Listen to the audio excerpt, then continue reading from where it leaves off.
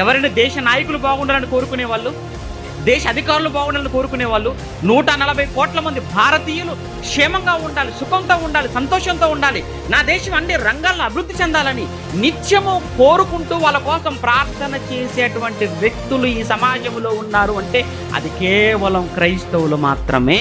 కొట్టుకుందామా, దూషించుకుందామా, చంపుకుందామా? ఒక మంచి సమాజాన్ని మనం చూడాలి. ఎప్పటికీ మన మువ్వన్నెల జెండా రెపరెపలాడుతూ ఉండాలి. ప్రపంచ దేశాలన్నీ మన దేశం వైపు తల ఎత్తుకొని చూసే విధంగా ఉండాలి తప్ప తల దించుకునే విధంగా ఉండకూడదు అన్నది ఒక క్రైస్తవ భారతీయుడిగా కోరుకునే ఒక కోరికండి. ఇది మన అందరం కోరుకునేది. మన దేశం బాగుండాలి, మన దేశం అభివృద్ధి చెందిన దేశముగా ప్రపంచంలో అగ్రస్థానంలో ఉండాలి.